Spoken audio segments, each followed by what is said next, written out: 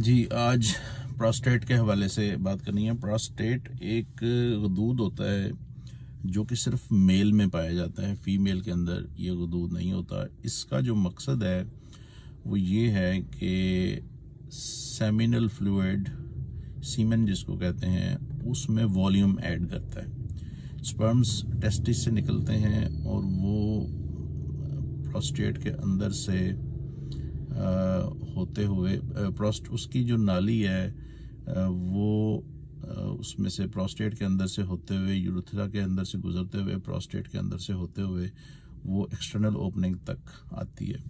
और उस दौरान जब नाली वो प्रोस्टेट में से गुजरती है तो उसमें से वो फ्लूइड वॉल्यूम ऐड होता है ताकि जो स्पर्म्स हैं वो वेजाइनल कैनाल में से गुजर के यूट्रस के अंदर जाके उनको एक मीडियम, एक फ्लूइड मुहैया किया जाए और उसमें एनर्जी हो, न्यूट्रिशन हो, ताकि स्पर्म्स 2-3 दिन तक सरवाइव कर सके और ओवम को फर्टिलाइज कर सके। तो ये प्रोस्टेट का बेसिकली फंक्शन है। तो होता ये है कि प्रोस्टेट जो है ये एक मस्कुलर ऑर्गन है और ये जिस तरह मसल्स बढ़ते हैं डिफरेंट बॉडी के, उस तरह ये भी वक्त गुजरने के साथ साथ इसका साइज बढ़ता चला जाता है। इसमें ये होता है कि यूजुअली 60s के अंदर या 70s के अंदर मेन को प्रोस्टेट की सिम्टम्स आना शुरू हो जाती हैं। सिम्टम्स क्या होती हैं कि पेशाब रुक जाता है, जोर लगाना पड़ता है, बार बार आता है, जो ब्लैडर है, मसाना जिसको कहते हैं, वो सही तरह खाली होना नहीं होता और एक पेशाब का एहसास हर वक्त रहता है। तो ये उसकी साइंस एंड सिम्टम्स हैं। प्रोस्टेट की 2-3 किस्म की बीमारियां हैं। एक तो प्रोस्टेट की इन्फेक्शन हो सकती है, उससे पेशाब में और ड्यूरिंग सेक्सुअल एक्ट पेन हो सकती है।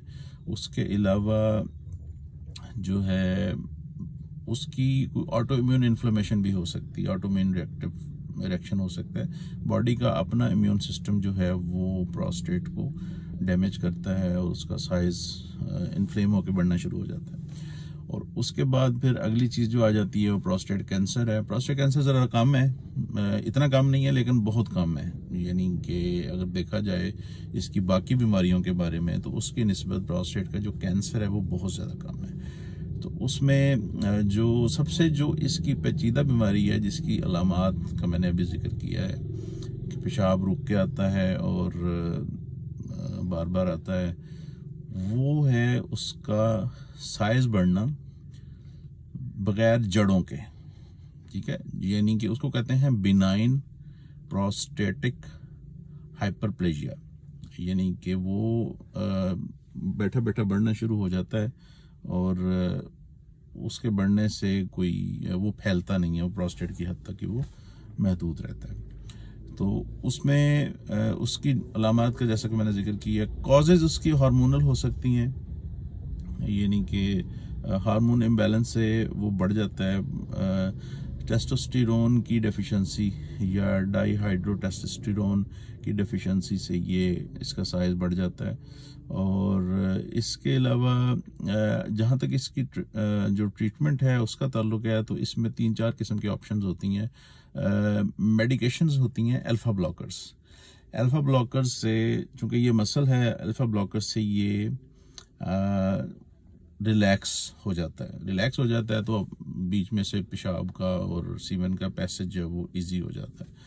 और अल्फा ब्लॉकर्स से एक चीज़ ज़रा ज़हन में रखनी चाहिए कि अल्फा ब्लॉकर्स ब्लड प्रेशर को भी कम करते हैं। तो पेशेंट को जिसको अल्फा ब्लॉकर देना हो उसको ज़रा उसकी ब्लड प्रेशर की मॉनिटरिंग ज़रूरी है, क्योंकि ज़ाहिर है कि ओल्ड एज में पेशेंट को और भी बहुत सारी सिम्टम्स आ रही होती हैं जो कि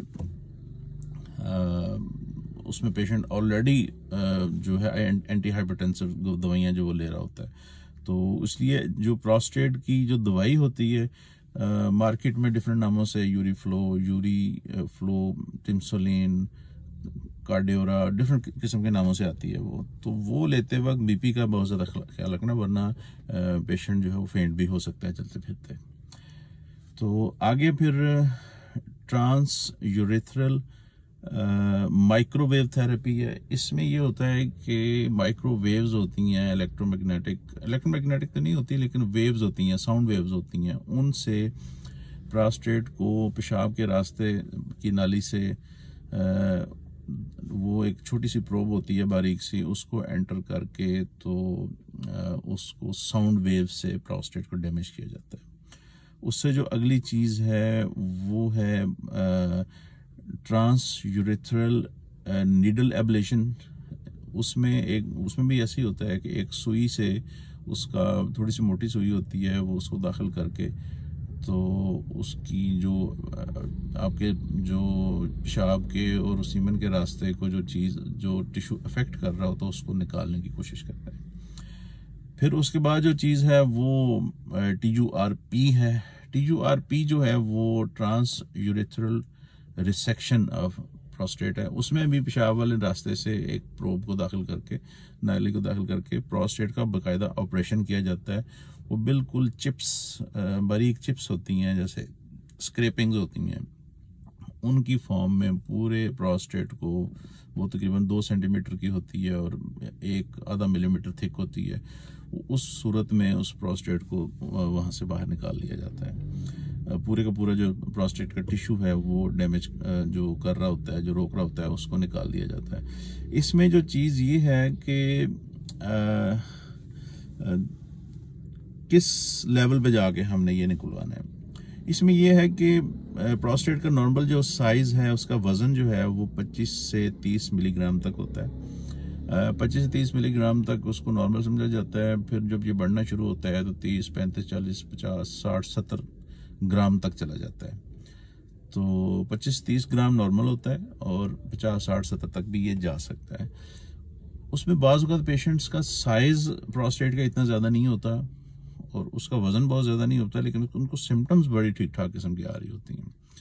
तो उसमें ना प्रोस्टेट के 2-3 हिस्से होते हैं, एक राइट लोब, लेफ्ट लोब, और एक है उसका मीडियन लोब होता है। मीडियन मीन दरमियान वाला। वो दरमियान वाला जो लोब होता है वो डायरेक्टली यूरेथ्रा को टच कर रहा होता है, तो वो अगर ज़रा सा भी बढ़ेगा तो सिम्टम्स देगा। तो इसलिए अल्ट्रासाउंड आप जब भी करवाते हैं तो हमें उनको, जो सोनोलॉजिस्ट होते हैं या रेडियोलॉजिस्ट होते हैं, उनको ये बताना पड़ता है कि हमें मीडियन लोब का बताएं ख़ुसूसी तौर पे कि वो तो नहीं बढ़ा हुआ, ताकि हम उस लिहाज से पेशेंट को जो है वो कर सकें।